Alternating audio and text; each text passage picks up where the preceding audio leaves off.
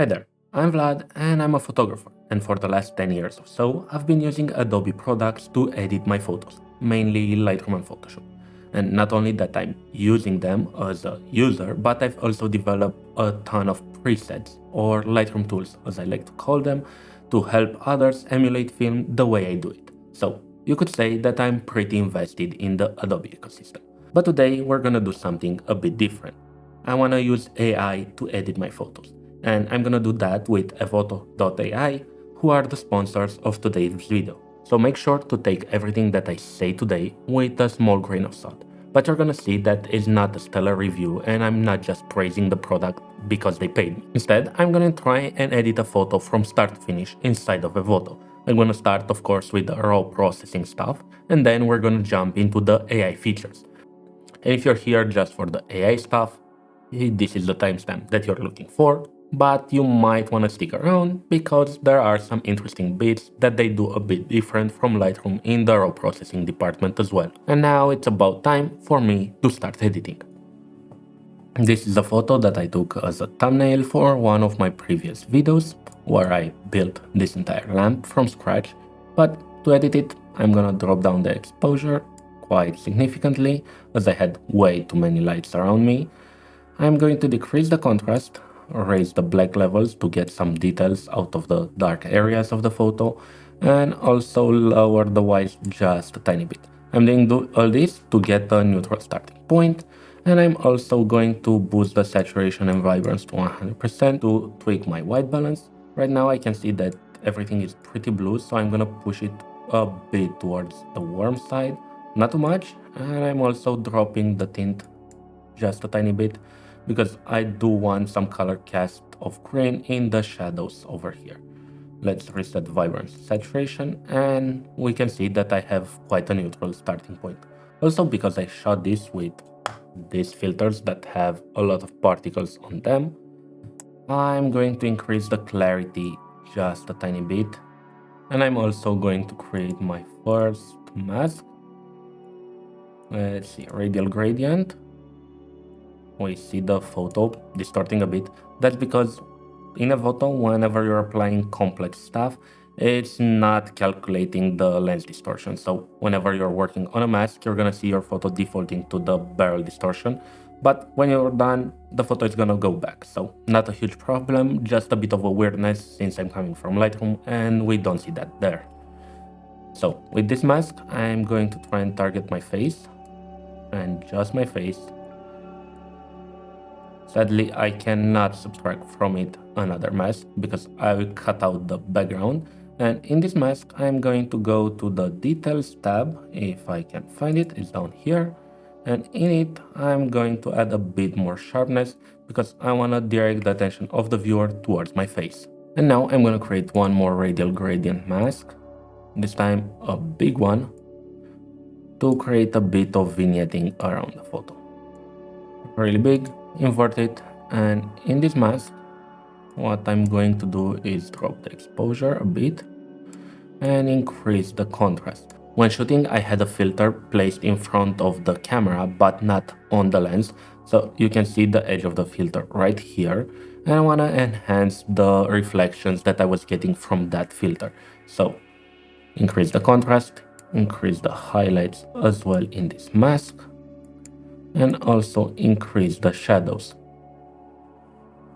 Let's see how that's looking. I think I can toggle the mask here. Not bad. Maybe a bit more would be beneficial, so I'm gonna increase the whites a tiny bit as well. And let's go back to the full image now. In here, I wanna use the curves panel to create a bit of color contrast. So I'm gonna add S curves on all the color channels and also leave the black point just a tiny bit.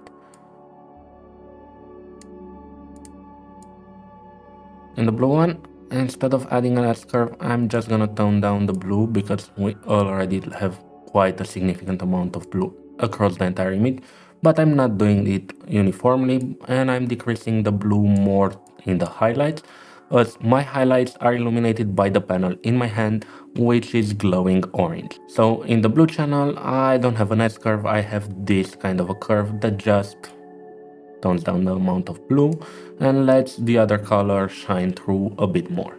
And I'm also going to use the RGB curve to create a bit of a S-curve with a filmic toe and a filmic shoulder over here.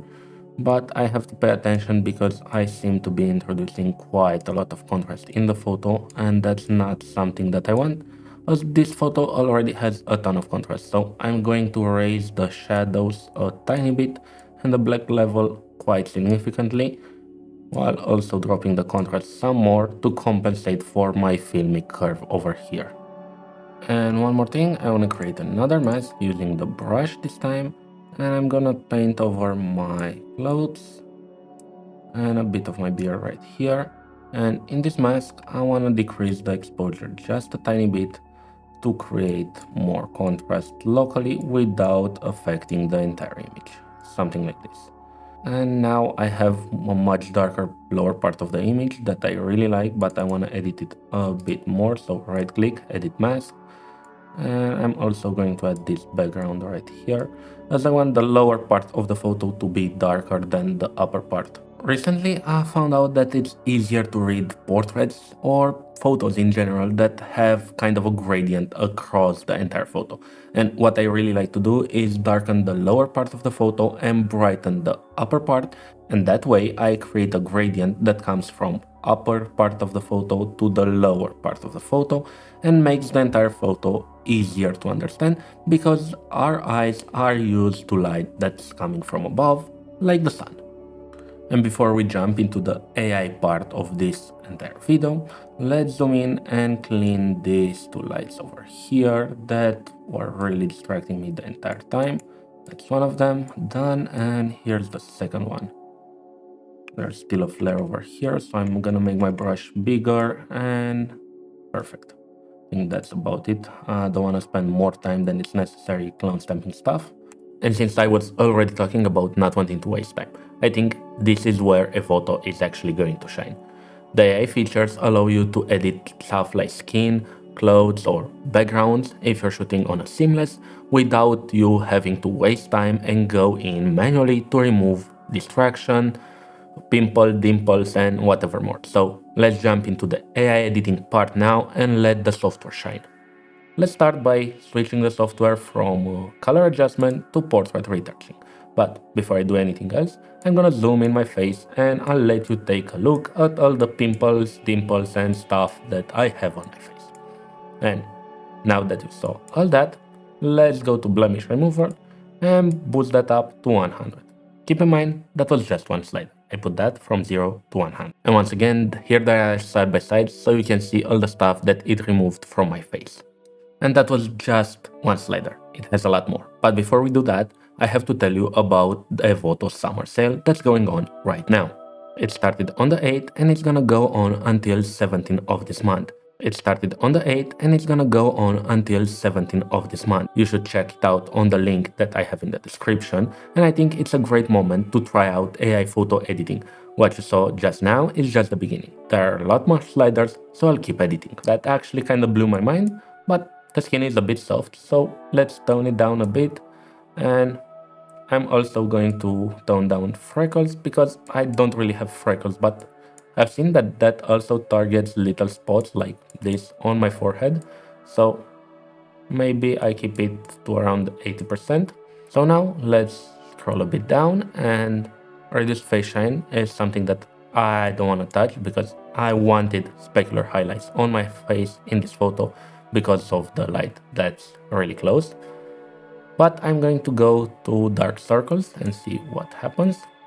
Not that much, but maybe with eye bags. This is impressive because I know I always have eye bags, and if I lower this slider over here, it's gonna tone down even more. And let me reset that just a second so we can see it a before and an after. Rather impressive results. There is a small red spot over here, kinda red and dark, and I don't think that anything that I do with these sliders is gonna affect that. But overall, again, I'm pretty impressed. I'm just dragging on a few sliders and my face looks better than it ever did in the last few years of me taking self-portraits. Let's see what else they have here. I don't wear glasses, but this is an interesting feature as well. My double chin is hidden by my big beard. Again, I don't need that, but maybe I can smooth out my forehead. I don't think I want that, but let's see what happens. Not much, considering my forehead here is all highlights, but this is actually interesting. I've played with this before, and I know that I have pretty accentuated lines on my forehead, and this 11 line slider, you can see how it toned down the contrast just in that area right there. Again, the cool stuff is that I didn't have to do it manually, no dodging and burning, and that's about it. And I actually skipped something. There's this toggle that's called beard protection, and I actually love this one. Let's zoom in the beard, and you can see that because of the skin retouching, it's kind of blended and a bit blurry. And when I toggle this, you can see all these details that were brought back. Really cool stuff over here, and I don't think I've seen that in any editing software before. Now let's see what else is there. I'm gonna skip the eye stuff and I'm gonna go to body blemishes. You see I have this dark spot here, a few more dark spots on my chest, and I have these ugly scars from my armpit. So let's do body blemishes. I'm gonna go for 100 so you can see it better on the screen. Pretty impressive results.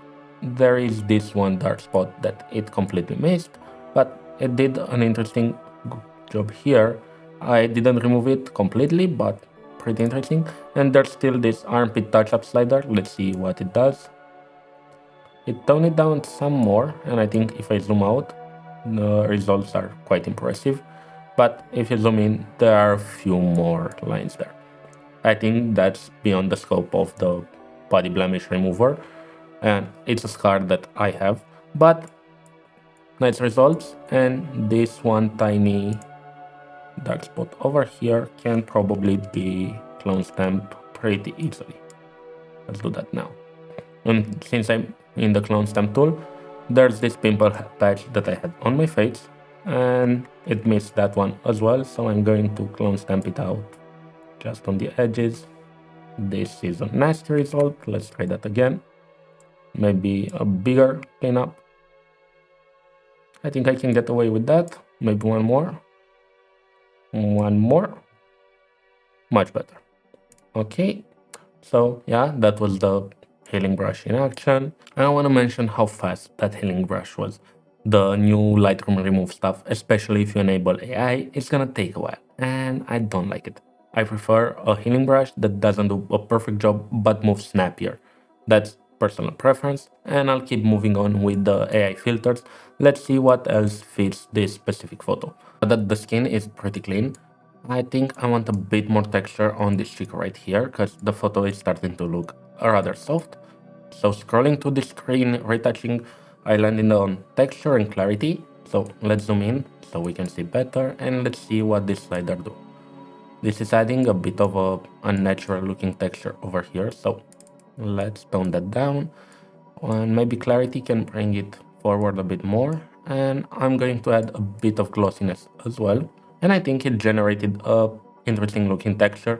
Wouldn't say it's the most natural, but you can definitely not notice that when I zoom out. So pretty good. I'm not going to touch the AI unify color stuff because my skin in this photo is illuminated by blue and orange light and green shadows, so that's going to create a mess, and I don't really want to unify that. I want my photo to be colorful, so we're skipping that one today. And let's say what else is there. For today's photo, which I deliberately picked so it would be harder for an AI to determine what's face and what's skin and what's not, I don't think facial reshape or facial expression stuff actually applies. Eyes, I don't like to edit my eyes. Makeup, don't think it applies again, but let's take a look what's there. Highlight slider, not doing very much in this photo. Contour, I guess I can contour my face even more, but not much of a difference. It's adding shadows in this area right here, and it's making my beard look all weird, so I'm not going to use it. And generally, I don't think makeup is something that I specifically need, but just for the fun of it, let's click on this thing right here, see what happens. Actually, I like this.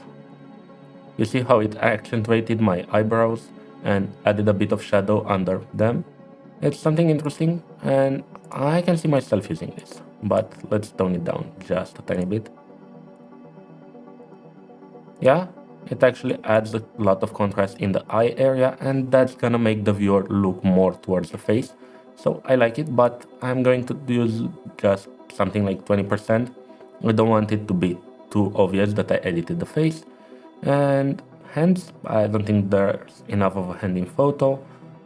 Full body reshape again, not applicable here, but let's see what it does with my hair.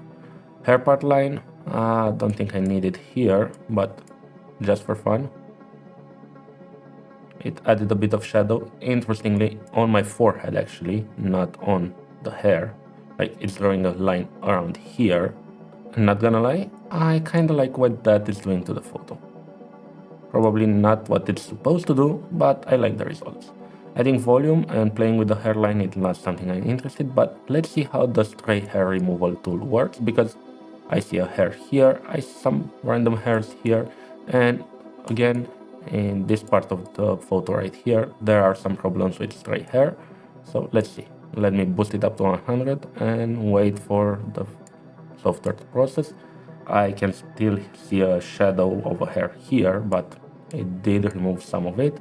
On the back of my head, I think it could have done a better job, but again, all I'm doing is one click, and over here it did quite an interesting job.